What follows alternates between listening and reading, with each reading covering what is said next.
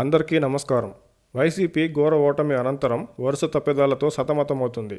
ఓటమిని ఒప్పుకోలేని జగన్మోహన్ రెడ్డి గారు ఎందుకు ఓడారో తెలుసుకునేందుకు సిద్ధంగా లేరు. జగన్మోహన్ రెడ్డి గారు ఓటమికి గల కారణాలను నిజాయితీగా బేరీజు వేసుకోవడం లేదు కాబట్టే ఓడిపోయిన వైసీపీ అభ్యర్థులే వైసీపీ కార్యకర్తలకు ఓటమికి గల కారణాలను చెప్పాల్సిన పరిస్థితి వచ్చింది. ప్రజా తీర్పును గౌరవిస్తున్నట్టు ఇప్పటికీ జగన్ గారు చెప్పలేకపోవడం, ప్రజల్లో వ్యతిరేకతకు గల కారణాలను గుర్తించామని వాటిని సరిదిద్దుకుంటామని కానీ, వైసీపీ పార్టీని నాయకులను సంస్కరించుకుని పనిచేస్తామని కానీ ప్రజలకు చెప్పింది లేదు. మెజారిటీ వైసీపీ శ్రేణులు వ్యతిరేకతకు ఒక కారణంగా భావిస్తున్న వారినే ఇప్పటికీ వైసీపీ ప్రజల ముందు పెట్టడం, ఇలా చెప్పుకుంటూ పోతే ఓటమి అనంతరం తప్పుల నుంచి వైసీపీ నేర్చుకుంటుందనే భావన ప్రజలకు ఇప్పటి వరకు ఇచ్చింది లేదు.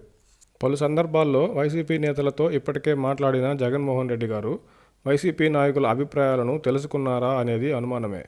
11 స్థానాలు ఉన్న వైసీపీకి ప్రతిపక్ష హోదా ఇవ్వాలా లేదా అనేది చట్టం ఏం చెప్తుందనే అంశాలు పక్కకు పెడితే, వైసీపీ నాయకులతో మాట్లాడుతూ సంఖ్యాపరంగా అసెంబ్లీకి వెళ్ళినా పెద్దగా చేసేది ఏమీ ఉండదని జగన్ గారు చెప్పిన సంగతి తెలిసిందే కదా. స్పీకర్గా అయ్యన్న పాత్రుడు గారు బాధ్యతలు చేపట్టే కార్యక్రమానికి సైతం హాజరు కాని జగన్మోహన్ రెడ్డి గారు వైసీపీ అసెంబ్లీకి వెళ్లేందుకు సిద్ధంగా లేదనే అభిప్రాయం కలిగేలా వ్యవహరిస్తూ వస్తున్నారు. తాజాగా వైసీపీకి ప్రతిపక్ష హోదా ఇవ్వాలని కోరుతూ స్పీకర్ గారికి లేఖ రాసిన జగన్మోహన్ రెడ్డి గారు స్పీకర్గా పదవీ బాధ్యతలు చేపట్టే కార్యక్రమానికి ఎందుకు హాజరవ్వలేదో ఆయనకే తెలియాలి. శాసనసభ వ్యవహారాలను అధ్యక్ష స్థానాన్ని గౌరవించని జగన్ గారు అదే శాసనసభలో ప్రతిపక్ష హోదాను కోరడం నైతికంగా సరికాదేమో.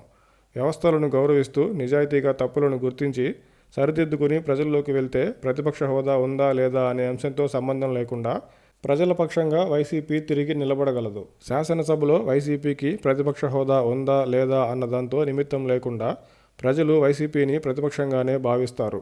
అలాంటప్పుడు పెద్దగా అక్కరకు రాని ప్రతిపక్ష హోదా కోసం లేఖలు రాసి అడిగి మరీ అలుసవడం కంటే అసెంబ్లీకి వెళ్తూ ప్రజల పక్షాన పోరాడితే ప్రజలే వైసీపీ పక్షాన నిలబడతారు కదా.